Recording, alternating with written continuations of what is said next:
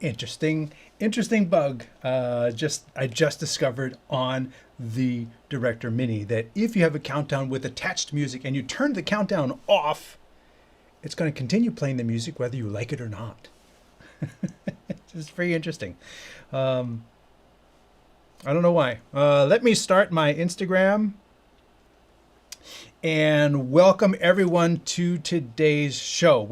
I spent 2 days prepping for this show.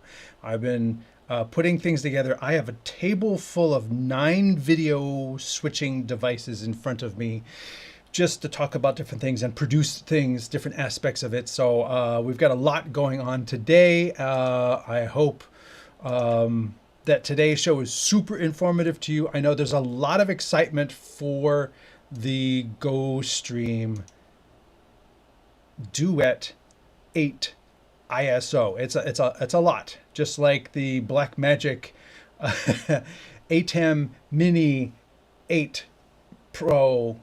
Whatever. I just like there's so many different monikers that can be used.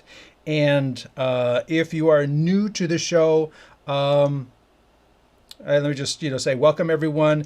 If you haven't already shouted out, let me know where you're watching from. I love to know where everybody's watching from because that's the magic of a live show. You are here, I am here, we are here together, and you could actually put in your own streaming questions right into the comments while we go. This is a live show. You are here in the room with me, wherever you are around the world. And speaking of that, we have Video Productions Unlimited in Montgomery, Alabama. We have Hans Nick in Oslo, Norway. We have Zitz from Ghana, Accra. We have Andreas Parginos from Greece. We have Mike Zabatini from LaSalle, Illinois. So we've got we're spanning the globe already, and the audience is only going to grow larger as the show goes on. And there are many more people who haven't chimed in where they're watching from. So if you haven't already, feel free to chime in with where you are watching from.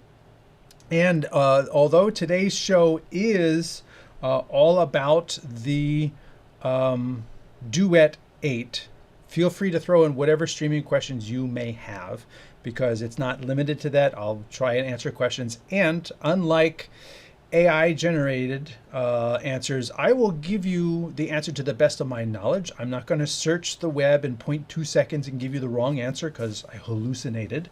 But I do have 20 years of experience, so I can also give you that, which AI can't. So without further ado, Wolfgang is jumping in from Germany. Thank you very much for watching in Germany. And one more, hello, TKDS Media from Ohio.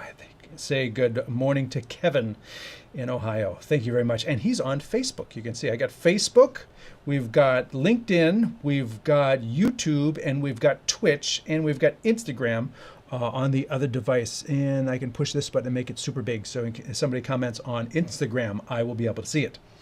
All right. Now that we've got that, let us continue along. As you know, let me turn the graphic off. Today, we are talking about the Osee Duet-8. It is a new video mixer from Osee, who has spent several years making video mixers. And if you aren't familiar with, the small mixer line, you should all know this one. This is the Blackmagic ATEM Mini. It's a 4 HDMI video mixer, and this came out and people loved it. It's super convenient. It switches just a couple things, like for downstage monitors or simple shows. It is what it is, and it's a very useful tool. I actually bought this for use in my studio, and I ended up, I use it for switching when I go to this. When I use it, this is what's in this box is switched by another mixer. It's not switched by my main mixer. It's a submix switcher, so that I could leave this box up and switch to other things in it. Like I could switch to YouTube, so you can see the YouTube channel. And if you aren't already a subscriber, please go to the YouTube channel, subscribe, like something, and hey, do me a solid, find a video you like and share it to your media, because that would introduce my stuff to people who don't already see it. That would be great. Thank you. But today's show is all about the Duet. So I'm using a small mixer like this to switch what's over there. But I quickly expanded beyond the 4 inputs here, and I went to the ATEM 8. And in doing that, I really see the value in having just more inputs. Then Osee came out with their their deck, which was very similar to this, and everybody said it was just a copy of the Blackmagic and blah, blah, blah, and poo-pooed it and stuff like that. But it was a very solid video mixer. Then they came out with the Duet, and this is the Osee GoStream Duet, 3 different titles. And this is the box it comes in, and it kind of gives you an indication on the box that it handles 4 inputs, right there on the box, 4 inputs. The box doesn't say Duet, but the device itself does say Duet. And one of the key things that the Duet does is something that Blackmagic has never seen to do. You know, people called Osee the copy of the Blackmagic, but in reality, there's no Blackmagic mini switcher that has both HDMI and SDI jacks, even though people have been begging for it for a long, long time. So that's what Osee has built into this tiny little mixer. And you know, you get your preview and program bus over here. Again, another thing that this does not have. This does not have a T-bar. This does. All different. There's a lot of differences. So I don't want anybody to say that these are a copy. These are different devices. These are solving different problems. And in this case, SDI and HDMI in the same box. Now, in as much as the Duet is a 1, 2, 3, 4 input switcher, and it says right here on the box, it says 4, it's actually a 5 input switcher. And the reason I say that is because there's an aux button right here. And the aux button lets you select between something that's coming in via UVC. So you could have another camera. You know, you could have a capture dongle and then bring it in via USB, and now you've got 5 cameras, 5 live cameras. Or you could use it for video playback.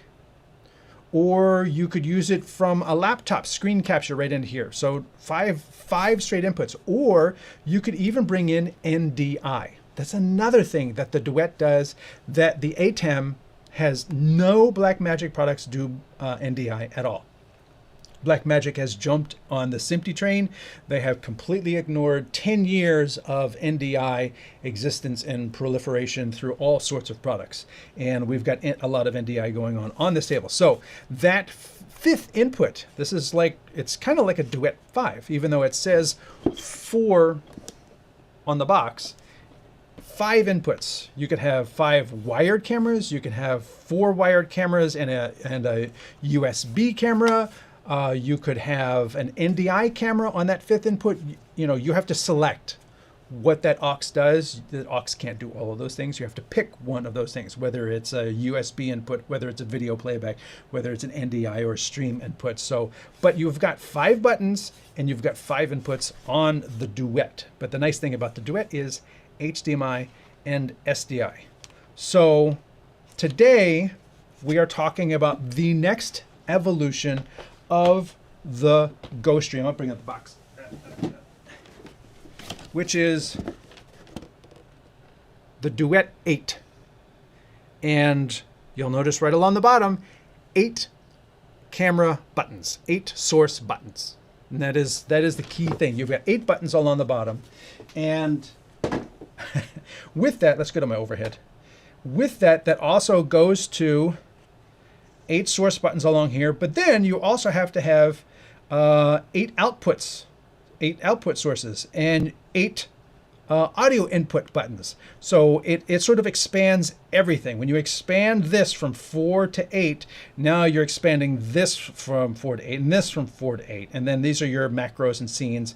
So those were always not necessarily tied to your inputs. But if you wanted to adjust the audio for input 1 or input 8, or input 2, or mic 1, or mic 2, you now have to have, we now have dedicated buttons for all of that right here. And that is the key difference between the Duet with 4 inputs, or 5, or this one, which has 8 physical buttons. Now, you lose the aux over here. There is no aux button anymore. You got media player 1, media player 2, super source, and function 1, or function 2. So you've got those over here. So you don't have the aux over here anymore. And that's one of the key things that I want to point out, is that it's not going to be 8 plus 1 like the Duet was. The Duet is 4, but that 5th one could be a camera too. That 5th one could be a USB camera or an NDI camera and everything. You've got 8 inputs, and there's not an aux input over here. So you're not going to have 8 plus 1. There's not going to be another camera over here, as far as I can tell. Never know what the Osee techs are going to be able to put together, but that's one of the key differences that you're going to learn, is that whereas the Duet was 4 plus NDI, what you've got with this is, again, 4 physical inputs still, and now they've expanded the other side of this. So when we look at the menus, you'll see that you can set all of these to video playback or a streamed source or the UVC input or things like that. So you've in essence expanded the aux side with this, and this is all clear in the menus. And let's come over here, tapping again. Josiah says, I'm really excited about this product for church live streaming and its affordability. I was all in on the YOLOBox Ultra, but this is less expensive and I think will be easier to use. The two devices are very different. Like, an Ultra is switching, you've got 4 physical inputs and like 3 NDI, so they're kind of similar. You got video playback in both of them. But the YOLOBox is an all-in-one live production solution that will also do your pre-show countdown with music. And it will also do the many multi-view scenes, so you can have like 7 different multi-views or super sources all set up. And of course, we're going to get calls while we're in the office today. Is it going to keep ringing?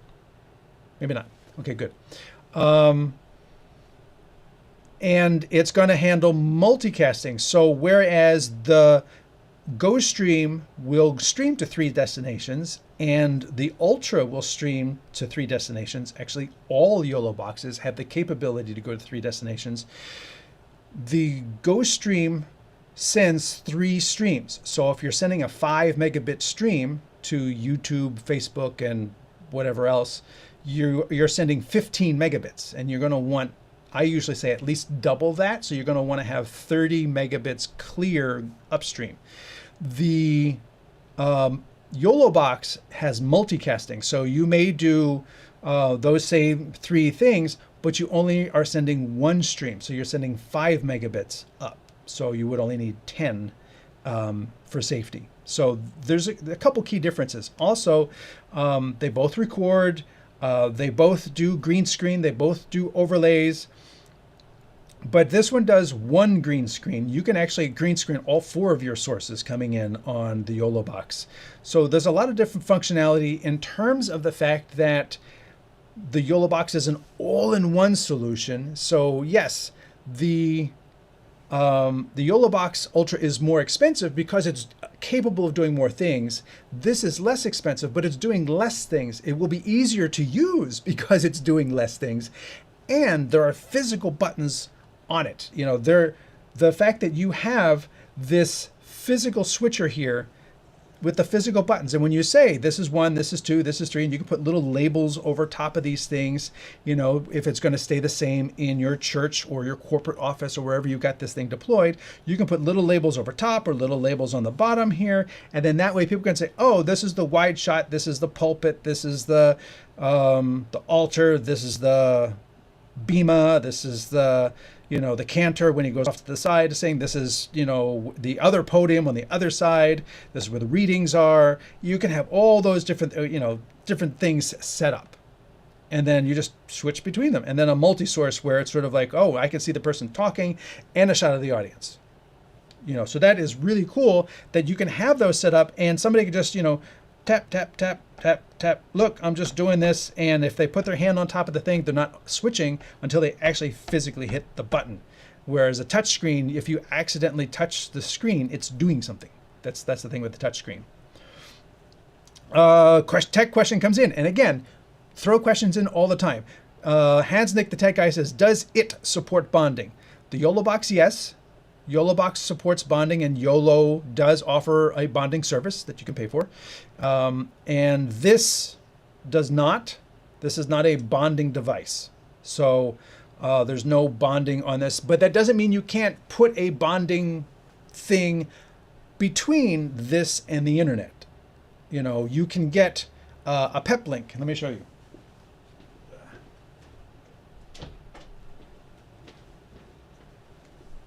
I didn't have this prepared, but hey, let's do it. Oh, not that. We were looking at, no, overhead. That's it. This one. This is a PEP link, and this is a standalone. PEP link is not. I purchased this with my own money. I don't even have an account. I have yet to set that up. But this is a box whereby I can have cellular and I can have Ethernet come in and I can have a second built-in cellular and Wi-Fi all bonded together through PepLink's service and then share it out to multiple destinations. And this could be upstream of whatever switcher I want. So now this is using a bonded service, although the bonding is happening elsewhere. Does that make sense? But the GoStream itself does not do bonding, whereas the YOLO boxes, YOLO does have integrated bonding available. Good question. Thank you for that. Let's continue along. So one of the key evolutions with this is the fact that you have all these inputs, and you'll see a bunch of white stickers on top of this one. I mean, I know they print on this plastic. There's printing here, there's printing here, there's printing on the Osee, there's printing on the GoStream, but they didn't print what the jacks are. So I took these not organized labels across the top are my labels, so that I know this is out 3, this is out 2, this is input 4, 3, 2, 1, this is USB 2, USB 1, this is XLR 1, XLR 2, this is Ethernet, it's pretty obvious. And then underneath the 2 USBs are the other 2 microphone jacks, because there are XLR microphone jacks and 1/8" microphone jacks. And I have jacks set up on both of those as part of today's show. You can see that this is actually full.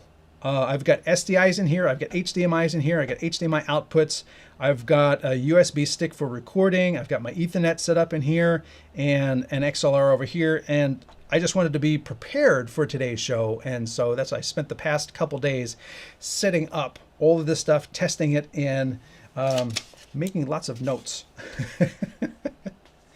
There was an update that just came out a few days ago, the 1.03 release note. You'll see it right here. More audio processing capable input channels. The 5th to 8th inputs have the same audio processing capability as the 1st to 4th in order to meet future capability things. Improving the USB connection bandwidth between ISO and PC control software. They need to be up the control software because they also offer an app that you can use to control this.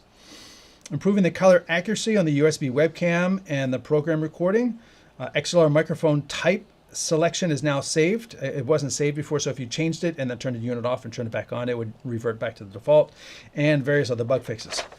You can find all of this information about the different release notes on their website. When you go to the download, you can see this is the current download on the top, and then it says, previous versions and what each one did. So if you're curious about a particular feature and whether it's been fixed or not, they do list it out, what each particular update has fixed. And they are continually updating it, and I'm told there's another big update in the works. But we shall wait and see when it comes and what it's going to deliver. So with that, let's talk about what this thing does. And I have one of these outputs. Doesn't really matter which one it is, but it is the multi-view. And as you can see, I've got this thing fully populated already.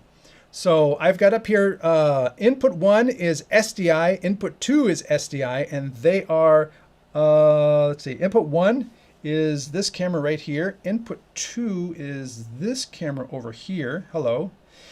Input 3 and 4 are coming in via HDMI because there is no SDI. So what it does is it is prioritizing SDI unless you manually set it to HDMI.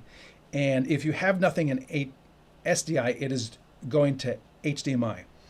Which leads to one of my first nits to pick with this is that it doesn't indicate what I'm seeing here. It just says it's input 1, but it doesn't say which of input 1. Because it is an 8-input switcher. Let me go back to overhead. It is an 8-input switcher, but there's only 4. 1, 2, 3, 4. And you can switch between one. Let me scoot this down a little bit. You can switch between one HDMI and one SDI. 2 HDMI and 2 SDI. And then as you can see, there's nothing plugged into the other SDIs.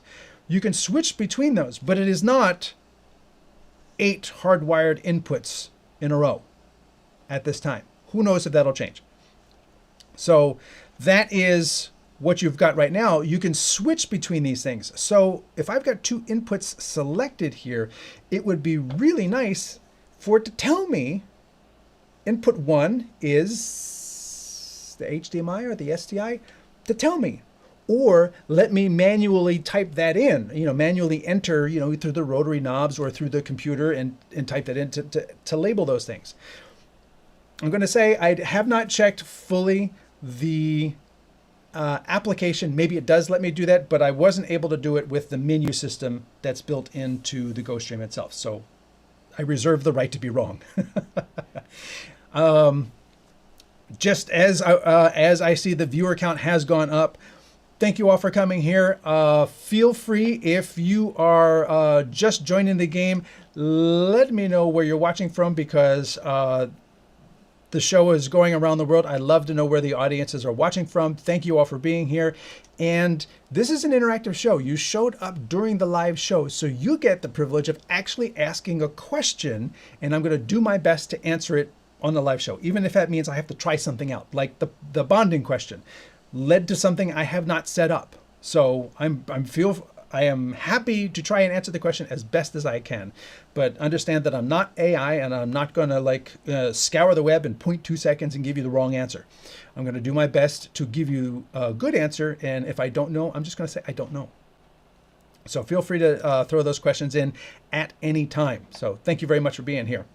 If you are new to the watching this, because I do different content at different times, if you're new to watching the show, please do me a solid and subscribe to the StreamTek channel on YouTube, because we're live on Instagram, LinkedIn, Facebook, Twitch, and YouTube. And all these signs point to the fact that, or if I'm looking at the Instagram, I should point like this because it's below me. It all resides here on YouTube. So go to the YouTube channel, like, subscribe, and if you see a video that you like from any of these videos down here, there's just dozens and dozens. Actually, if I go to the videos section, you can come over here, and if you're looking for other content on the Osee, like the duet videos, you can come over to the little search and type in OSEE, boom, and you can type that in, and it will tell you, look, I've got a GoStream overview. Here's the Duet-8 live show that we're doing right now. 2 switchers in one with the Duet, using UVC out to UVC in, and then over here there is the entire get my cursor off of that, the GoStream Duet with SDI. That's that video there, so you can feel free to go look at that one as well. If you are new to the Osee products in general, there's the 5-input Duet, and then here's the Duet-8 ISO. So we've got all these different things. I was at the GoStream booth at NAB, so I got to talk with them about the products right there. So there's a lot to see and you're able to narrow it down. If you're interested in just in the Osee products or any other products, you're able to like find all that there. Also, I write for Streaming Media Magazine, and if you're into streaming, live production, it's a free subscription to an actual magazine. Do I have one here? I do. It's an actual physical magazine. I know it's backwards to you, but it's an actual physical magazine that you get in the mail, as well as an email newsletter. And that content is available all online as well. So you can sign up for that at streamingmedia.com. And if you need to reach out to me for consulting or recommendations, you could go to streamtek.us and go to the Contact Us page there. So thank you for that. Let me reset this and go back to here. So right here, I've got all my inputs in on the multi-view. You can see I've got the first 4 wired inputs. Then my input 5, 6, 7, and 8 look like more cameras. 7 is actually live. Yep, 7 is live, and 8 is over here. You see there's a difference between here and here. So I've got another camera. It's actually a tiny little webcam from OBSBot. And I could say, track me. Track me. There it goes. Okay, now if I move, it's going to follow me. And if I move back, it's going to follow. Actually, let me read the side again. Zoom in.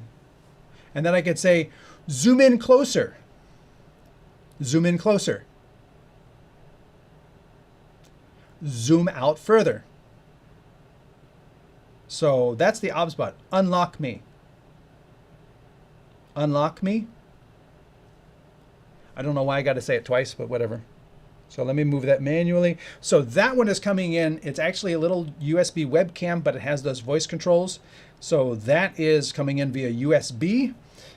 And unfortunately, as you can see right down here, it does not say USB. It says in 8. And then over here on number 7, I have a bird dog camera looking at a painting from my sister. So my sister does paintings up in Alaska. So if you think that's cool, send me an email. I'll show you some information. This one over here is the Move from PTZ Optics, and that is coming in via NDI, I believe, because it's on 6. And then over here, input 5 is, if I go to 5, it'll start playing. That's actually a video that's in the media buffer. So it doesn't say video, it doesn't say media buffer at the bottom, but you know, I wish these things would auto-populate the actual source automatically, but they don't. And then over there on the right, you can see my preview and my multi-source. And if I get rid of the menu completely, you can see I've got in Media Player 1, I've got a logo. And then at the bottom there on the right, you can see the audio mixer. I would love to be able to like output just the audio mixer because it's so chock full of information. I would love to be able to like send that out to another monitor output all by itself, but it doesn't do that. So this is the multi-view being output from the GoStream Duet-8 right now. And if I did my multi-source, so I come over here and I say super source, and then I'm going to do a dissolve. So let's go back to the multi and I do a dissolve. You can see, there we go. Now I've got that same source. I got my picture-in-picture, kind of like I'm doing here. And this is being created in the Magewell director. But I've got it over there in the hardware switcher with both input 4 on the left, input 3 on the right, and a background behind them. So that's the super source. And we're going to get into that because realistically, all of the magic that this switcher can do, you know, once you get past the fact that you've got physical buttons to do all this, you can see there's my super source up there. And when I fade, there it is, back to 3 and things like that. All of the magic is on physical buttons. So that's one of the, just the really nice things about tactile video mixers is that you can look at this and see what it's doing. Sometimes it's difficult to see what all-in-one software solutions are actually doing and where things come from. You can say, look, this is what's next, this is what's up, this is my audio, and it's pretty much laid out in front of you. It doesn't have audio meters on here. That would be kind of cool. But you know, it's pretty simple and easily laid out. And that's one of the nice things that people really like about these things. They're easy to pick up and understand. And the multi-view, you know, so it may look complex, but once you understand these are your sources and they're not really going to change, and you can sit there and say, okay, I want input 1. Boom, there's 1. I want input 2. Boom, there's 2. And input 2, it looks like input 6, but input 2 is coming via SDI, and input 6, you see the red box jump between 2 and 6. 6 is actually coming in via NDI, and NDI is included. 4 channels of NDI are included. I believe it's 4, might be 2, are included with this. You don't have to purchase an extra NDI license is what I want to say. And you can see, actually let me go this. SDI and NDI are pretty darn close in terms of processing that signal there. And that is a really cool thing in that I'm not seeing through either of my NDI cameras, I'm not seeing a big delay from my wired output in and my networked output into the video mixer. So kudos to Osee for making that happen. And without further ado, let me start diving into the menu. Boop, boop, boop, boop. So you hit let me go overhead. So we're going to spend a lot of time over here where I've got the menu button, and this rotary dial adjusts what I'm selecting. So let me go back over here, and I'm going to say menu. And you can see, actually, the last time that I did, I zoomed that out, didn't I? And so what I've got here is color. I've got 2 different colors that I've got that I can preset in here. You know what? Let me do that. Let me come over here to one of my other presets and edit this for a second so that I can make that a lot bigger. Edit. I want this one. I want to make this, I want to crop it. Where's my crop? Crop. I can't show you what I'm doing here because I'm doing it in, come on, save, and then I can make this bigger. No, not me.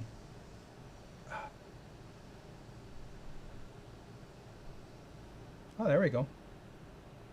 Nope. All right, so there we go. I wanted to make this bigger so that you could really see it.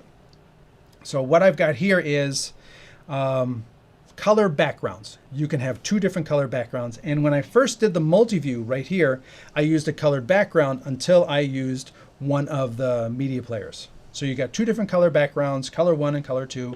You select it. You can pick the hue, saturation, brightness, and then it shows you what the color is over there. So a very observant person has just posted a good question. And again, throw your questions in while we're going. I don't see PTZ control for NDI camera. Correct. There is not a PTZ control on this switcher. Other switchers have little rockers and dials for PTZ control. This does not control PTZ cameras. You can use an app. Like I could use the Bird Dog NDI app. Actually, do I have that? Where did that go? I don't have it handy. Or you could use software like over here. Oh, thanks for logging me out again. And I'm going to log in. And we'll go to picture in picture. So you can see over here, I've got the PTZ control for the move camera down here, PTZ optics. So I can move the camera. I can zoom in. I can zoom out. I can save presets. And again, it's kind of tricky with trackball, which is what I got here on the table. But if you had a little tablet, you could do all of this on a device next to your video switcher. So that is very handy. If you had OBSBot PTZ cameras, they have like a little handheld remote you could use. Or if you have if your whole setup is PTZ cameras, you may already have a desktop, tabletop remote control surface. So, but there's no PTZ control in the GoStream or in any of the GoStream switchers. So there's that to be aware of. But good question. Thank you very much for throwing it in. And that's the advantage of being here during the live show. So let's go back to here. Not that one. We want to go to this one. There we go. You can set your two, where's my cursor? Your two colors here, and I think I changed the second one. So if I back out of this and come down the 2, I changed that to a deep red, which I was using behind the multi-view before I used the media player. You come down to your multi-source. I'm going to enter that. You can select from various templates, but you're not limited to what these templates are because you can adjust each window up to 4 and then put your graphic behind. So you can see I've got that source over there to the right. And if I come down to my graphic, you can see I'm using the Media Player 2 as the background. Now, if I go into that graphic to adjust, this is the active multi-source that we're looking at right here. If I go into that and I say I don't want to use Media Player 2, I select that and I can Media Player 1, no. If I want to use color 1, that's white. If I want to use color 2 is the red that I just showed you. So then that's what's behind these 4 windows. Now, the template I'm using only uses these 2 windows. The other templates have up to 4 windows. And with each window, let me back out of here. With each window, you can enable it or disable it. What source is it? What position, crop left, crop right, all of that. Let me enter, and we can come down all of these different settings. So you can do all of your cropping, size, positioning, and all that stuff for each of those windows. So yes, while there are templates, you are not limited to the templates at all. Now, do the templates remain as templates even if you make a custom? And how do you save the custom? That would likely be saved in scenes, which is new for the Duet-8, where you can sit there and say, save what I've got set up as a scene. That's cool. So those are your templates. We're going to back out of that, continue down the list. Your key, we're going to enter the key. You can do chroma key, Luma key, a pattern key, picture in picture, which is not necessarily a key, but it's another way of doing an overlay. So you could have, think of it this way, you could have your 4 across in your super source and then have another source with like your host asking for guests. So your little host is in a little circle window on the right. So you in essence have a 5th, the potential to make a 5th overlay. I apologize if you're hearing some noise. They're apparently doing some construction outside the studio today. It's going to be one of those days. And that's the last thing. So I have it set to chroma. We're going to leave it there. And then once you set your key type up right here, you then back out and you can come down and adjust. With your Luma key, what is your source, your fill and everything? You come down to your chroma key. I have it keying input 8, and we'll get to that in a second. You have your pattern key and your picture in picture. What's your source? What type of mask do you want? What type of border you want? Where do you want it? What size and position? So all of those things. You can see how that's got this new icon on the right there. It's like a dual window. Let me just show you what that looks like. It pops out into a new overlay. And then you hit menu to come back out of that. So if I go to size and position, it's going to come out with a bunch of different things, size and position. So I can change the size and then I can move it. And sometimes these pop-outs are full with a lot of things, sometimes not a lot of things. But that's what that little icon means. It's not going to take you to another menu in this interface. It's going to pop out over top. Now why is it right here like that? I don't know. this icon does not mean the same thing as that icon. Let me back out. We're going to continue to downstream key 1. I'm going to enter here. So there's my source is media player 1. And then you can change your mask, your key controls, size and position. Again, your 2 downstream keys are usually used for logos and such. And I am using media player 1, which you saw as the source for downstream key 1. I am using media player 1 for a key. Now, one of the things they have here is they have size and position. X position, Y position, X position, Y position, and size. The one thing they don't have is aspect ratio control. That's another key thing that's missing here, because when I added my key, and let me go all the way out, this logo right here is actually a thin banner.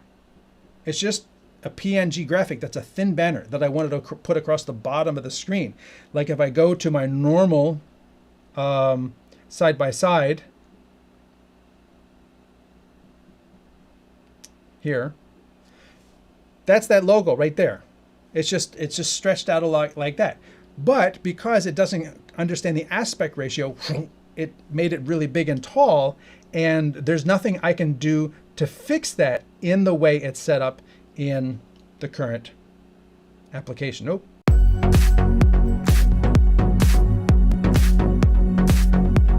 There we go. So let's go back into the menu. Downstream key is the same thing. Transitions, we're going to go into transitions. You have mix, dip, and wipe. So when you go into these things, why would I change my mix? Well, let me show you.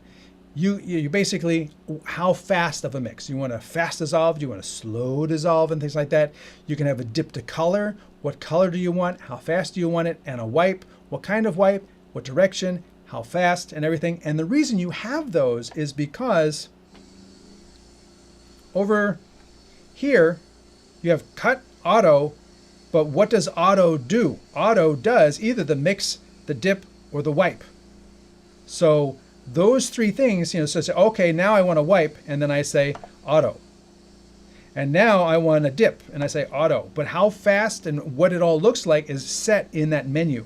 And I want to mix, auto.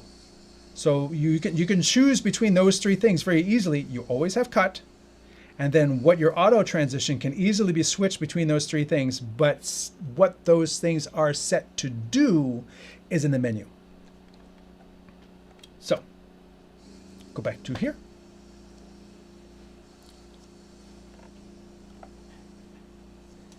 With regards to the graphic, VBV says, I almost always create my PNG graphics with standard 16:9 aspect ratio in mind at creation. That is cool, and that will work. That will definitely work. Unfortunately, I get clients walk up to me with a USB stick and say, hey, here's our bug. Here's our corner bug. Can you put that in the corner of the thing? Well, then that means I need to then bring that into a computer to make a 16:9 graphic, to then put it into the corner at the height and size and location that they want, and then save that as a PNG graphic and then bring that into the switcher. I would much rather just be able to take that PNG graphic, put it on my media, bring it into here, and then have that aspect ratio controls, or just leave it as it is. Don't force it to be 16:9. Just, if I get 16:9 in, great. If I don't, just use it as it is. Now, maybe it's computer math within the device, but it would be nice if it handled these, whatever the client hands me, nicely. Question comes in, if I have multiple NDI sources, can I assign them separately to the 8 buttons?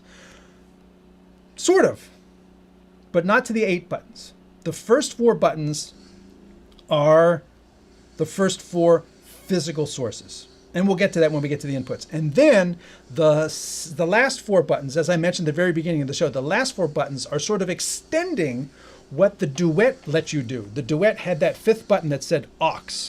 You could kind of look at the Duet-8 as, let me get my other switcher.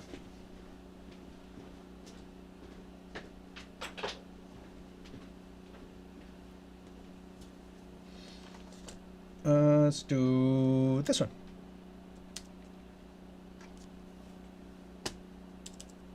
All right, fine. You're not going to work. This. If I have multiple NDI sources, what you're doing is this is basically extending that fifth input that the Duet has called aux and giving you 4 auxes. So you can have, 4 of those things, your media player, whereas the 1 aux on the Duet could either be video playback or a USB input or an NDI input. Now I can have an NDI input, another NDI input, a USB input, and a video player, which is technically what I have, because if you look at my multi-view, this is an NDI input, 7 is an NDI input, 6 is an NDI input, 5 is a video playback. So when I go to 5, you can see 5 is queued up and I dissolve to it. Now it's going to play, but it wasn't playing when it was sitting here waiting and it was queued up. And when I zoom away, it's going to play to the end and re-queue. And that last input over there, input 8, is USB. So that's a little webcam that I have set up right here. So, and then input 5 just re-queued because it's a video clip. It reached the end, jumped to the beginning, and paused. So you have the ability. But again, we'll get to that a little bit more in detail when we get to the inputs section of the menu. So let me do that. And again, if it seems like I don't have everything all set up, it's because I do have 9 video mixers in front of me. Now I'm not using all 9 at the time, but I do have Restream coming from my Magewell Director Mini, which is also being assisted by the ATEM. And then I'm also switching on the GoStream. And so I've got 4 video mixers in a row. So give me a second with that. Red Carpet Media says, oh, awesome, I got you live. Welcome, thank you for being here. And if anybody hasn't already chimed in and let me know where they are watching from, please do in the comments. I'd love to know where you're all watching from. So thanks for making it. And as always, if you're watching the show, if you have a question, throw it in the comments. You're here live, I'm here live. The whole point of you being here live is to be able to ask questions about this video mixer. You're excited about the Osee GoStream Duet-8 ISO. I made it all the way across. Yes, you are. Oh, great. And the question comes in. Bum, bum, bum. I'd like to be able to have a lower thirds generated from ProPresenter. Is there a way to bring that in and be able to overlay it on my currently selected input? Absolutely. You could output your video via NDI. NDI 6 supports alpha channel. And I don't know if the GoStream supports alpha channel, but I do know that you should be able to bring it in via NDI or via HDMI out to HDMI in, because your overlay can be any of these 8 sources. It's not limited to any particular one. You could have your cameras be the bottom 4 and your overlays be the top 4, even though those are, so if your overlay is coming in via SDI from a graphics generator, or if your overlay is coming in via HDMI from a graphics generator, you can make that your overlay source. Super easy. And we have, and since I asked, we have Super James Levy is saying in sunny Barbados. Oh, rubbing it in. I'd probably be out on the beach as opposed to watching a stream. North Miami Beach, Florida. Red Carpet Media saying hello. And Mike Felton is saying hello from London, United Kingdom. Thank you very much, everyone, for being here. And again, like I says, if you have questions as we go through the video switcher, throw them in the comments. It's live, and I'm happy to do my best to answer your questions. I don't know why all of a sudden my webcam decided that the white balance was not entirely bright enough. Let's see if this will help. Look at that. And as soon as I let go, it's going to go wrong. All right, so let us continue along with that. I brought my little switcher here, and there it is connected. And is that this one? No. Is it this one? This one? This one? Yes. Okay, I know which one it is now. So now it's easier for me to switch between those two. All right, so continuing along, that is how you adjust your transitions. We're going to back out of transitions, come down to auto switching. This is actually really cool. So let's go into auto switching. You can enable it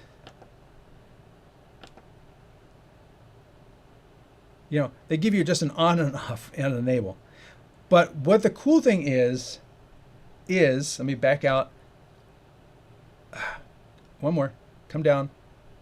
Okay, your audio source for audio A. Where are your two microphones connected? Now, I played around with this a little bit, and this is perfect for a two-person interview. Like if you've ever seen the Hot Ones on YouTube, this is perfect for that. It'll auto switch the show for you. Now, it's not going to change the camera angles. It's not going to reposition a PTZ head. But if you've got person A and a person B, and you run the audio from each of those people into different inputs on the GoStream, that's key. You could run it into their respective cameras. You could run it into two different XLR jacks on here. Doesn't matter. That's where you can pick what the audio source is that it's listening to. So audio A is, what audio source is it? So watch, we'll go into audio A. We're going to go into the source. Is it mic 1 or is it mic 2 or is it input 1, input 2, input 3, input any of your video inputs. So you could run the microphone into the camera and have it come down the SDI or HDMI cable, or NDI for that matter. And I have it coming in mic 1. So we're going to back out. Same thing for, going to back out. Same thing for audio B. Where's your source? Back out.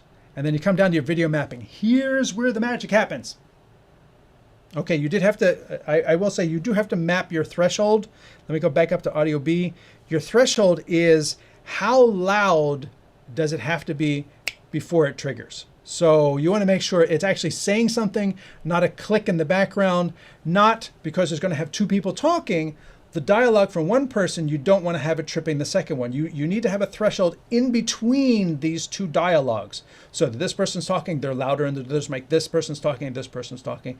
You have to make sure that the threshold is above this part of the other person talking. So like right where my nose is. Then you come down to video mapping, and this is where you say, okay, when A triggers, what do I cut to? Now, if I'm using mic 1 and mic 2, I can have it set to input 1 and input 2, or input 1 and input 8, or input 3 and input 4. That's where you set those things. And if you have both A and B, both of them are talking at the same time, and they've both triggered the threshold. They're both over a threshold because they're yelling at each other. Then what's the third input? Like your two shot. So that's your two shot right there. Then your switching period. Let's go into that one so you can see what the settings are. So you have normal, fast, and slow. So how fast does it trigger? Do you want it to trigger the instant somebody talks? Do you want it to switch at a normal speed, or do you want it to be slow so that way this person can be talking and the other person says, oh yeah, and it doesn't switch to them. It stays on this person. You hear them say something short, but it doesn't keep jumping back and forth really fast. Every time somebody coughs or giggles or something like that, it doesn't keep jumping back and forth. So you might want to set it to normal or slow so that way it's more like an actual physical person would shoot it. Although having a human switch it, you might have someone switch ahead of time. Like while I'm asking the question, they're actually going to cut ahead to the guest. And as they're, oh yeah, you can see them start to think about the question. So that's something a human's going to do that automated is not going to do. Automated is basically waiting for the trigger. It's not AI. It's simple logic gates that are sitting there. When the volume from this exceeds this point, then cut to that. That's all it's doing. And then your A/B priority, if you want to have more priority to the host than the guest, that's where you can set that there. So this right here is very cool. If you have a very simple, setup, you could even use this for small churches. If they're at the altar, they're at the altar mic. If they're at the pulpit, they're at the pulpit mic.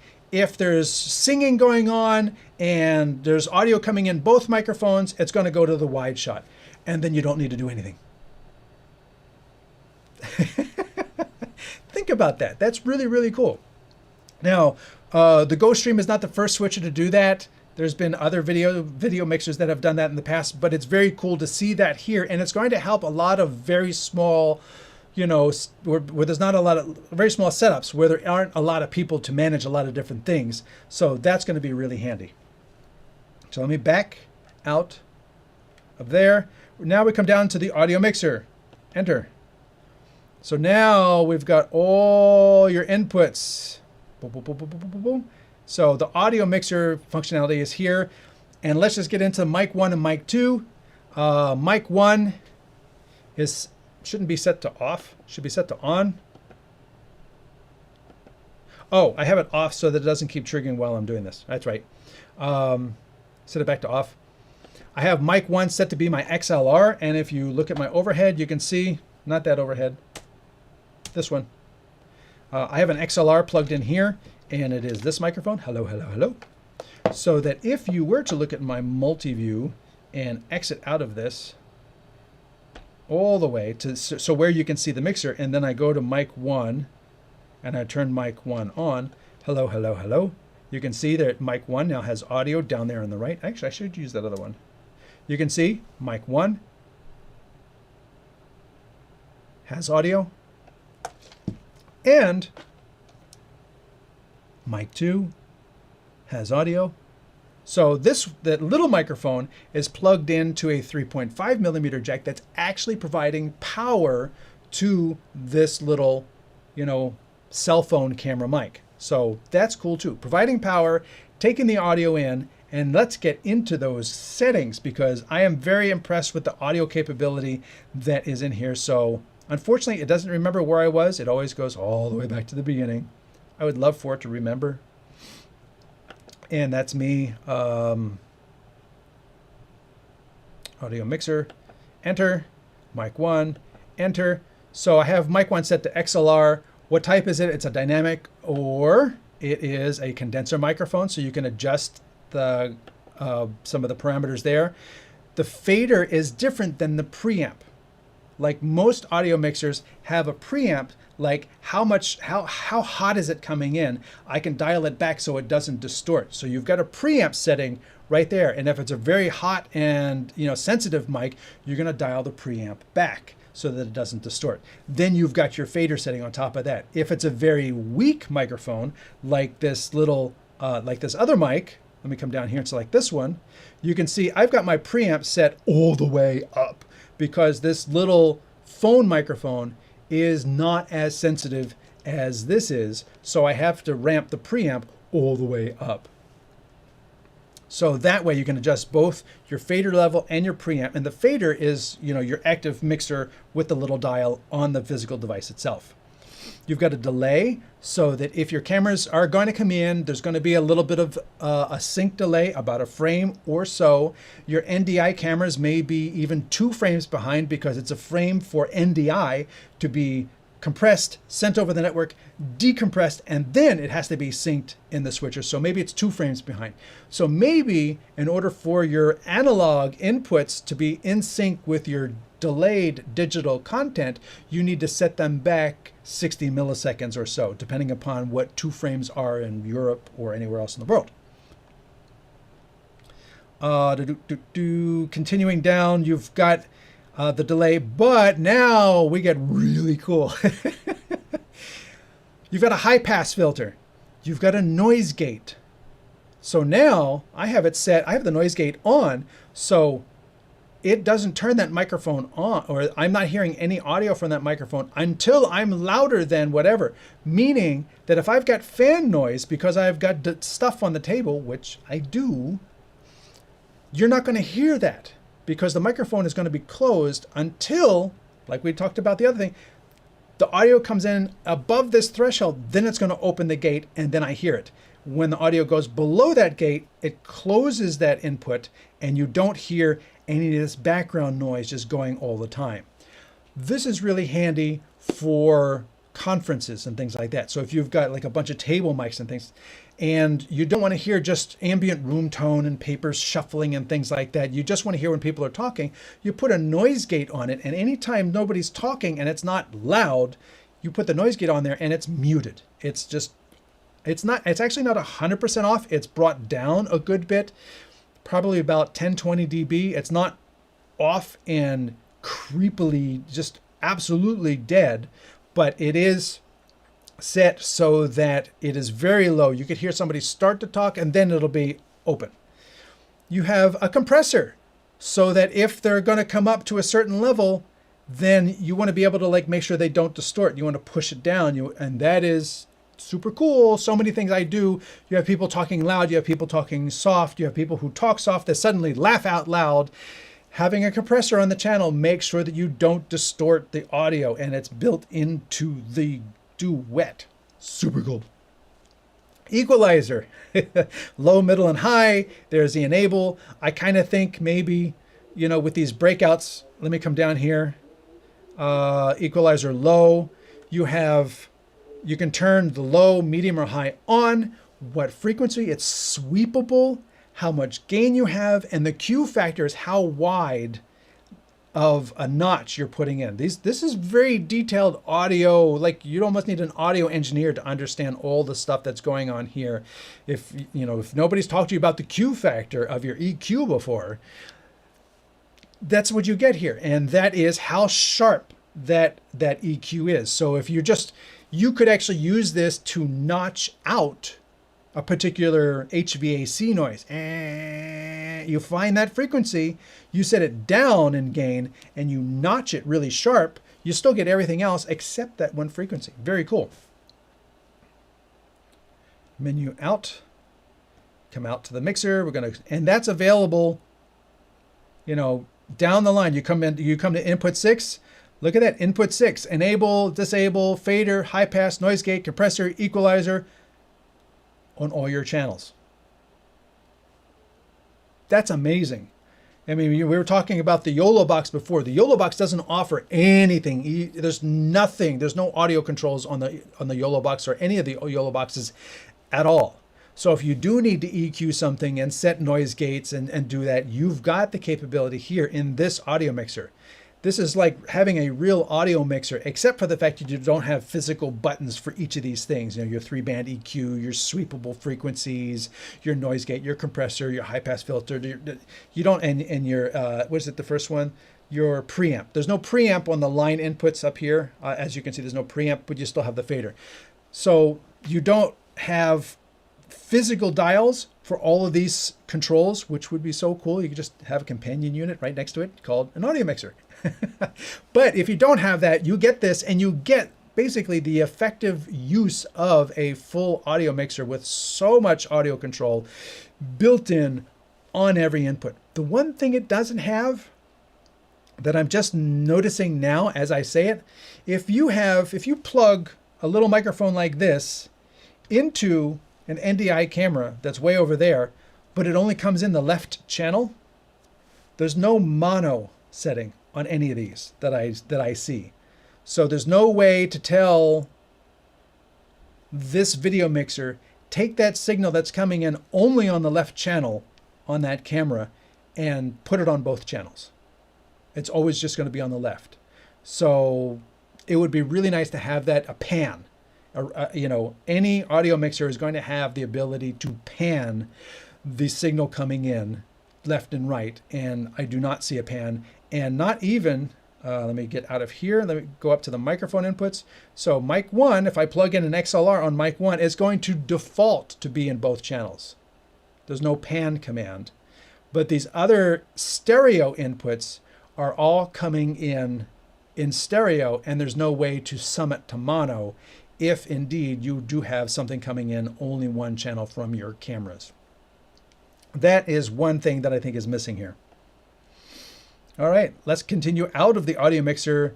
You've got your program, and your program has a limiter as well. I'm just going to say this is amazing. And I'm saying that as a streaming producer myself, to be able to mix all the audio and everything is great, but very often, whatever I feed this to, whether it be Zoom or send it out on a stream or something like that, sometimes when it hits the next device, the laptop that I'm feeding the UVC out, when it hits the next device, it's too loud. and it's clipping on input. And there's nothing the next device can do if it's too hot. It can lower the volume of that input, but it's already clipping. So being able to limit the output of the program here is critical. I mean, this is literally why I own standalone, it's a box that is a compressor. So I can take the output of my mixer, compress it, and feed it into the streaming device so that it hits this brick wall and it never goes louder than this. That's what that limiter is super cool for. So that way, if it is clipping, I can go to my program limiter, bring it down. Okay, it sounds good. Okay, it's never gonna go higher than that, and we're good for the rest of the show. That is like, and again, that comes from experience. It comes from doing these things and experiencing problems in doing events where you have weird situations where it's like I'm bringing stuff into a hardware switcher, but then I wanted to go back out to a laptop, and we're getting clipping, and what do we do? What do we do? Capable. So your headphone level and your source, so you can change the source for your headphone, meaning you can potentially solo. You could set up macros for this thing and solo, so you can independently listen to your different sources in the headphones while program is still going out with everything. And then lastly, your crossfade switch with the effect. Next, we come down to the media player. Woohoo! Media player. Media player 1 selection is your still. Media player 2 selection is your still. Now you've got 2 media players. And this is getting to one of my caveats, is that, where did I put it? Your media players are used for your multi-views, the media players are used for keyers, and the media players are used as sources. So if you wanted to use video playback, that's your media player. Now you only have one more. And then if you wanted to have a lower graphic like my StreamTek logo, that's in the other media player. Now I've got nothing left. I've only got 2 media players. I feel like there should be more. Or those other things like the keyer should just be able to pull media off the card directly. It doesn't have to pull, the keyer shouldn't have to pull out of my 2 sources, because everything is pulling out of these 2 sources. And it's kind of a limitation that I see. Maybe in the future they could find a way to have, you know, your keyers and the super source player just pull this background directly. It doesn't have to be one of the media players. Now, the reason I have it off of the media player is because now I have it using one of my colors. But that's not like a patterned background. Like if we're doing a conference and they want to have a step and repeat background here, I have to put it in a media player so that I can then bring it into my multi-view. And without that, I don't have it in the background of my multi-view. I wish I could bring it into the multi-view or the super source directly and not have to use up one of my media players, because I would love to use my media players for playing videos. And if you go up to the media player 1, no, that should not be still, that should be video. Still upload. And this, I'm going to say this is one of the things that is just, the way the GoStream works is they have a folder for your media. And if your media is not in the folder, it doesn't see it. So you can't stick in an SD card with a bunch of photos and say, go get me that photo. It doesn't work that way. It has to be physically moved to the folder labeled photos or whatever it is labeled. Actually, I should put it in here and show you. But it's just, it's mind-numbingly annoying that it can't just like scan the whole whatever piece of media I stuck in and grab it. And then once you've loaded it, have it in the switcher so that I can take that stick out and give it back to the client. That would be great. And as you can see, the StreamTek lower third has been expanded to fill the entire frame. So it totally messed that up. And then you come down to the browser, which is another media player. If you come down here to the browser, I have it set up to load a web page. But again, you can't just like on the device type in a web page. It has to be it has to be in a file that I can upload the URL that then goes up there. And so the file has to be named, this is my Facebook, and then you can go up there. So watch, if I come over here to my browser and I hit enter, And I come down here to upload text to see. Let's go to Stream for us. So we're going to click on that. And now it loads the URL up there. And if I go to the browser input, which, how do I do that again? We'll get there. And it'll be my Stream for Us website. But that's how you set that up. And it's just, it seems to me overly cumbersome, but it's even worse than loading stuff into your media player, because if your content is not in this special photos folder or images folder, then you cannot load it. Let me come back out of here, still upload, and then I click on here, still index. Let's go to still 2. Let's go to still 2, which has nothing, and I'm going to load something. Then I have to exit this, come down to here, enter this, and then scroll through. Like, there's my little corner button logo, stretched to fill the whole frame. Not able to just respect the size of the the image is in, but no, it's now as big as the whole frame. Continuing along. Oh, that's it? No, there's more there. So here's an office background, industrial grid. Here's another background. That one you saw, that was in the background here before. So here's a coffee house, and then I select the coffee house, and then it gets loaded into still index number 2, which then I can go up into the media player section. Let me come back out, come up to the media player, click here. I say I want it to be a still, or it could be the browser, or it could be, okay, let's go with the still. I come down here, and then I say 1, 2, and it doesn't show you what it is. In the upload section, it does. In this actual media player section, it doesn't. Okay, there it is. I hope that's the right thing. And then if I go into my, where's the closest place I could use this? If I go up to my multi-source and I go to the graphic and I say, now go to media player 2. There's the coffee house background that I selected. It's just this overly cumbersome thing. I wish here in the multi-source, when it says graphic, I could just go grab something from the SD card and just show me all of the everything on the SD card. Not this, like, have to put it in a folder, have to select it, move it to here, then I have to select it, move it into the media player, then I have to select it and move it into the background. It's like 6 steps to do what ought to be 1 step. And that's just a personal pet peeve of mine with regards to the way they've got this set up. It could be a limitation to the way the engine selects. Let's go back to the color, select, and back out of that. But it is a key frustration I have with the Osee Duets and the way they manage media other than video. So that was the media player, selecting all the different things, and the browser. Let's see if let me show you the browser. So let's put the browser in media player 1.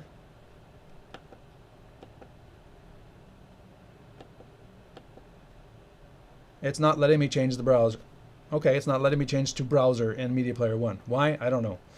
All right, so I'm going to exit out of that, come down to media player, no, exit out of that, come back on media player 2, select, browser, select, exit, and then I come over here to my switch. Let's go to my multi-view, and I go to media player 2. There's my media player 2. So now you can see the web browser.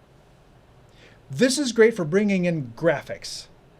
And I say that only because you can't actually do anything with the browser. I have not found a way that you could potentially scroll or click on something in the browser. Whereas if you had a YOLO box, you could load a browser source and then actively scroll through it. And as you can see further down on the page and things like that, which is why I have the browser, like if I wanted to show you Osee's website, I have to use an actual browser on a computer. And then over here I can say, and as you can see further down on this page, or I can go to the support area and come down here to streaming, and I'm able to click on things. Or I want to download, so I want to download from streaming. And then here's the things I can download. Let's download firmware. And like we were talking about at the beginning of the show, the firmware of the device. Here is the latest firmware. And if you wanted to find stuff from the previous version, I can click on that and show you. So I literally have to have a computer sitting around just to do this.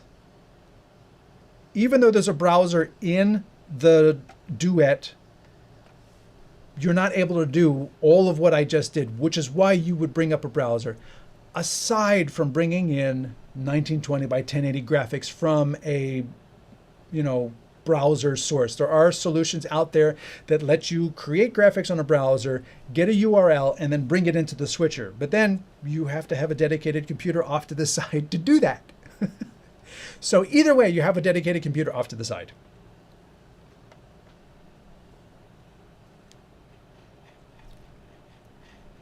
Let's see. Frame rate on the browser is currently a little choppy if you're doing motion graphics using browser, but it's a nice alternative to an input. Okay, and that's something I have not checked. I have not checked to see if the browser input is full motion, because I wouldn't be able to click on the video if I took it to a web page that had a video. It would have to automatically be playing the video. So that's a tough thing to really assess. So thank you very much for putting that in the comments that we can bring into the show. Can this device be powered with an NPF battery for portability or power cut during live? No, because the power supply, I'm pretty sure, is 12 volt 3 amps. It looks like a 12 volt 3 amp supply. I have it plugged in right now. I'm not going to unplug it, but the specifications page would let you know. But 12 volts 3 amps, and an NPF battery is 7.2 volts. Now technically you can put two of them in series and have 14 volts. And there's a BP series that looks like the NPF, but that is 12 volts. So you could use that battery, but not this battery. Or you could use a V-Lock battery coming out to a DC pigtail and plug it into here. So you can run off a battery. There are ways to do that. But there's not a battery backup solution for this, other than using like a little Goal Zero or something like that, that you could have power coming into it to charge it, and it has an AC plug on there, and then the AC plug runs into here, or DC. It's not that much. And then that way, if your wall power drops or your generator power drops, you're running off of the battery into your GoStream temporarily until you can bring the wall power back up. And we've done that. I've done that on events. So yes, that is a concern, but no, there's not a way to click in a battery. Whereas the Director Mini I have takes 12 volt 3 amps in. It has a DC plug, but it also has two NPF battery connections on the back. So I can put big batteries on the back. And actually right now for today's show, I do have a battery backup running on my Director Mini for that reason. And the YOLO box has a built-in battery, so you can power it externally. You could be running off of your external power, which is plugged into the wall. You're going, but it's got a multi-hour battery in it. So if the power goes out, you just keep going on a YOLO box. And that's the way those things work. Thank you for the question. And as I says, feel free to throw the comments in. This is a live dialogue. We're almost all the way through the whole thing. Red Carpet says, "Ooh, that's cool, a main limiter." Yeah. Somebody shares my appreciation. Audio pan is nice. I'd rather have a split like the ATEM does, but I know many audio boards that don't have pan. Yeah, and this is one of them. This is one of them that does not have a pan. Not to change the topic, but can you pan or switch to mono on the YOLOBox Ultra? No.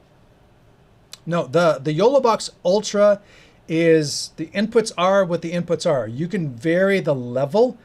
That's it. There's no equalization. There's no preamp. There's no limiter. There's no high pass. There's no noise gate. There's none of that. So the audio mixer in the GoStream is leaps and bounds better than the audio mixer in any of the YOLO boxes at this moment. You never know what YOLO is going to introduce next week. So, and again, all of these are as I'm making this video. This video is being made in the middle of July of 2025. So if you watch this in August of 2025, the firmware on both a YOLObox and the Osee GoStream Duet-8 ISO could be vastly different. So that is to be noted that, you know, I'm only speaking to what I have in front of me today. I can't speak to what might happen next month, and I can't speak to what it was 2 months ago, because they've got like 3 releases out already. And that is part of the process of these things, is that they're being updated and tweaked and adjusted. And I hope that some of the things I point out could be part of those updates and releases. So things I complain about here, like the just onerous process of loading media in to be part of the different aspects of what the switcher can do. I hope that they can iron that out and make it so that if I'm in the super source and I want to grab an image, it goes right to the disk. I grab an image, it's part of that. I don't have to go, you know, load it into image source and then load that into the media player and then load the media player into the background of the super source. That is just, in my mind, way too hard of a process. But again, my opinion. I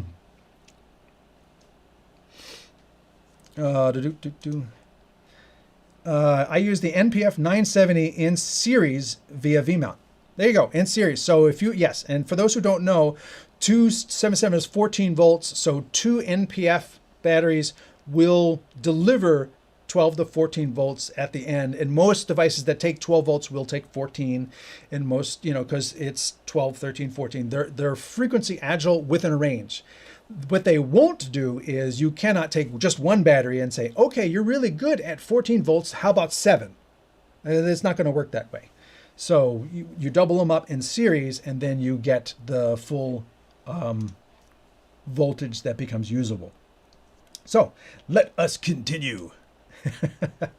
Let us go back into the multi-view. There we are. Let's get a little closer now that I've got a button for it. Yes. The macro. Oh, I can't click on it with my mouse. Let's scroll down here.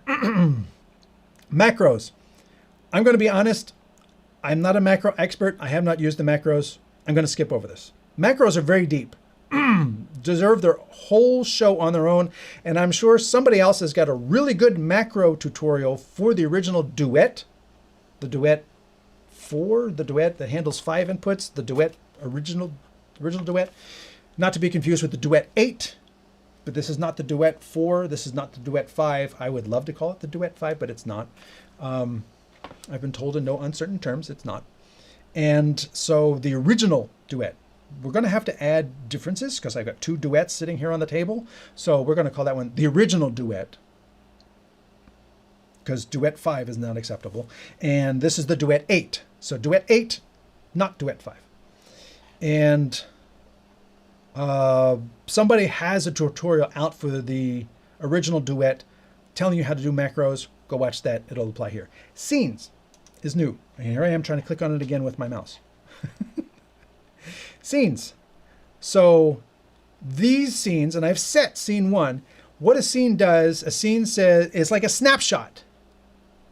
It says, look, I've got this all set up with my inputs and my equalizations and my media and my picture-in-picture and my SDIs and NDIs, and I've got all this set up for this show that I like, and this is how I like to operate this show. Save it. That's what that is. Just snapshot this and save it. But also look, scene 2, scene 3, scene 4, 5, 6, 7, scene. That's really cool. Like, I've got my Blackmagic ATEM and it can save startup state, but it can only save one startup state. It saves startup state. This one saves 10 scenes. So if I go into scene, now, maybe on the computer, I can go in there and select, let's open the app. So I have the app over here. Let's go to this and this. I have the app over here. For bug fix, what's this? Oh, no. You go away. All right, here we go. So this is the main area. of the app. You can see switcher, multi-source, key, auto switching. So we were talking about the auto switching. Video follows audio. Audio settings, let's expand that. Mic 1, port type. So you can see those same things, but it's easier to set them here. Headphone sources program. Oh, I can set that to be, I want to ISO something. I can move it around here. And look at that, out, 1, 2, 3, USB out or program. I can check all of my outs. Although technically, shouldn't they all be the same anyway? Anyway, audio switching, switch with effect. And then we can click over here. If I leave these open, I don't have to collapse it because there's nothing, it collapses automatically. Well, that's annoying. So I have, every time I come back to it, I have to re-expand it. I have to click twice to get to the settings. Hopefully they can fix that. If you're going to make them tabs across the top, you don't need to make them collapsible.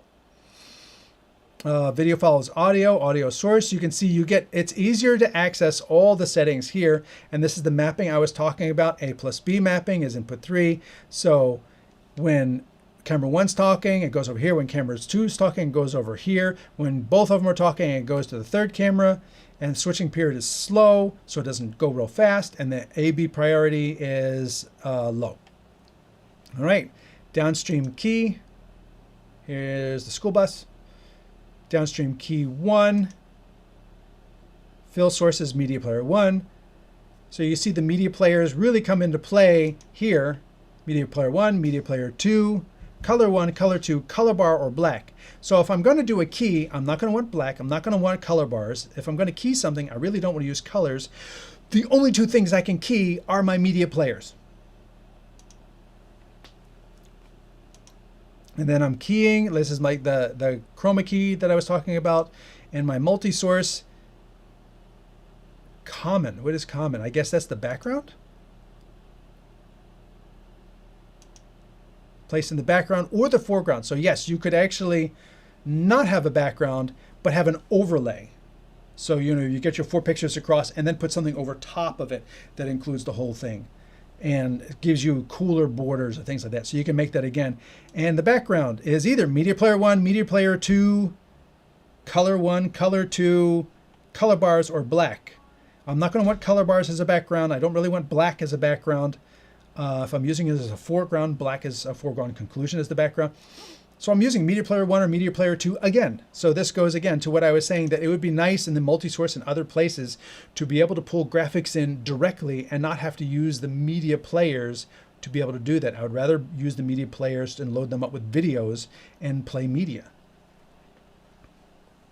And then coming out here to the switcher, color black, transitions. All right, then we can come to the audio, which is the audio mixer. So here you can see there's my limiter on the output program, attack time, release time, gain. This is very nice because it shows you via sliders and everything. It's being graphic makes it a lot easier to understand. And then over here, you can see the preamp that I talked about, the preamp on the second input, which is this little, if I tap it, it's limiting. Actually, if I come over here and say mic 2 and I turn on, there you go. And I did that on the surface. So I did that right here. I just said mic 2 on, mic 1 on. So that way I can just turn them on, turn them off. Audio follows video is a button there. Video follows audio is a button. And there's FX. Let's go back to the PC. So now you can see both of those microphones are on. And then technically, if I bring this hand up, but if it's down here, you can see I've got the noise gate set so that mic 1 right here is not really picking up audio.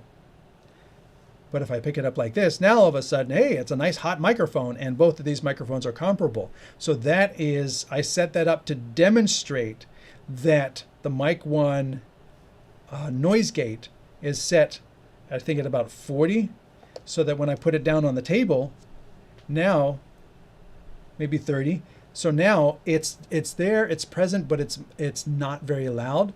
But then when somebody were to start talking, now all of a sudden it lets all that audio through. Great, great, great features in the audio section of this device. Down here at the bottom, you can see it's showing you your streams. If I go back to the home menu, you see those streams stay there, and I've got those 3 streams set up. Let's go to your media. You can see that here's the media. I only loaded 3 images, but this is what I was talking about. You got to preload your images to get them in here to be able to use them anywhere, and you only have 2 media. So if I want a corner bug and a banner, I've used up my media buffers. If I need a background and a key, I've used up both my media buffers. It's a pinch point. I feel this is a pinch point within the GoStream, and if Osee could see to it that they could make the other aspects that use the media buffers, if there's any way to not use the media buffers, but instead reach directly to media for the other sources. Because like I says, the media players are used for multi-views. If the multi-view could reach directly, great, do it. If the keyers could reach directly into media for my StreamTek graphic and just grab that graphic directly, that would be awesome. Then I'm not having to use a media player for my graphic, corner bug and things like that. So that is something I hope that they could rectify in future versions. And then continuing down here, you've got a gear button, and oh, there we go. Yes, as I was talking about before, in 3. Why are you not letting me change it? I want to change it. Oh, because I'm clicking on the wrong thing. Yay, okay, so I stand corrected. You can change the names of the inputs in the multi-views. Thank you. Awesome. I thought you could. So now over here, if I've got input 6 is NDI, I can come over here and say NDI. And then if I've got my media player 1 over here, I can come over here and say media player 1. And this was also NDI. I come over here and say NDI. And this was a USB, so I can come over here and say USB. And that makes it so much better for me who, this way when I go to the multi-view, now you see that's the media player, that's NDI, that's in 8. It still says in 8. Oh, enter. Let's go back.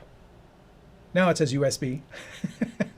And it's as easy as that to change. You cannot change it on the device itself. You cannot change it on the Duet through the menus in the bottom right corner there, but you can change it in the application. This is the application running on a PC, and it's connected via the network. I just type in the IP address of this device. So it doesn't even have to be like sitting next to it. It could be somewhere else, and somebody, hey, can you change to something? Boom, there you go. And that way, I've got my things. I send in my ISO record to my SanDisk 32. I've got a big USB stick here, and then I can send others to the SD card. So what I'm doing here is I have various media to play back from my SD card. So the ISO record, now it can record ISO and program. So when I've done my testing so far, I was using a big external T7 or T8, whatever, and it put both the ISO record and the program on the external, and it did not put the program onto my SD card. So I don't know if this is ISO record and program, or if this is others, or what others all includes. I have not got specifics on that. The button brightness it is super crazy. The button brightness, I have it set to 1, and if you look at this, it's bright enough. You can see the color on camera. If I come over here now that and make it brighter, it's super bright. It's too bright for the camera to even really make out the colors very well. That's 12, 15, 16. 15 is the brightest. And if I back it back down, 6, 5, 4, 3, 2. There, now you can finally see 2, 1, 0. So if you're in a really dim area, you could really dim this down.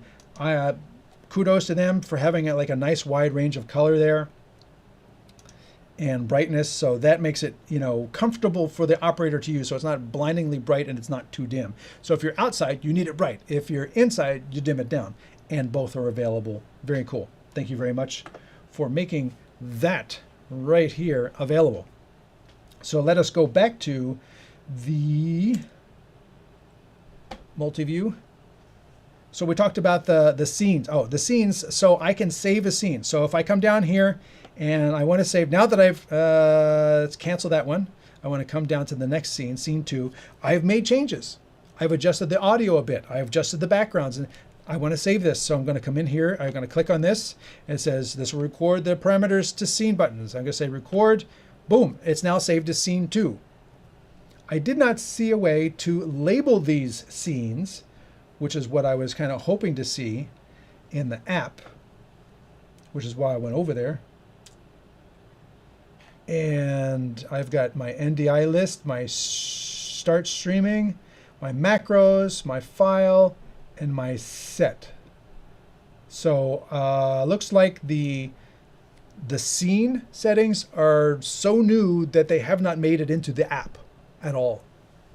But I could definitely see next to macros up here, the next thing over would be scenes, and hopefully you can name them, just like we can name the inputs here. So that would be great, so that I could have all my different, let's look at the macros.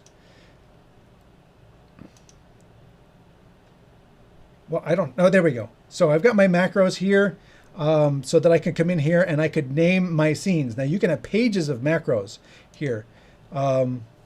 And what you don't have on the switcher itself is I have pages, I have macros, but I don't have a way to jump between them, between my pages. So I would need perhaps use Companion and a StreamTek to utilize that more concretely.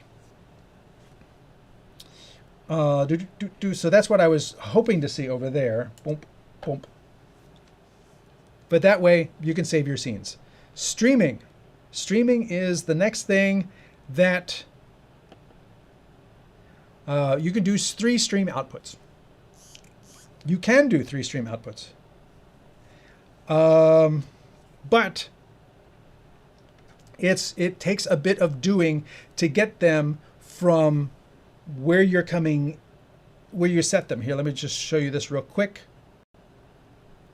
In order to bring in, platform YouTube, I have to come over here, click on this, and then I have to go to a text file that I created using a text program, because it doesn't do RTF that you make on a Mac using your text, document. You have to go on a PC and use Notepad and take the stream key and put it into a document and then save it with a name that you can load. So if this is the YouTube, then I have to click on this and I'm going to say load the YouTube text, and it's going to load the YouTube key into the key, and it has a default the YouTube RTMP is another document that's saved as a text document on the USB stick that you can then go in and edit the text document, save the text document, and upload it. All of this I wish could be just so much easier to do. Admittedly, if you're at a church or a conference or something like that, and these things aren't going to change show to show to show to show, this is not problematic. But if you're like me and you're dealing with multiple clients and you're doing different things to go to different destinations on a regular basis, this setup requiring it to be a text file on the SD card that you can't type on here, you have to type on a computer and then put it over here, it's very problematic and cumbersome. And while I can stream, it is very, very difficult to adjust things and upload them and get them all to work in a regular basis. So that is a challenge that I see, that I think Osee, hopefully they can navigate making uploading images better and faster and more direct into those modules that need them, graphics, logos, backgrounds, and things like that, and streaming.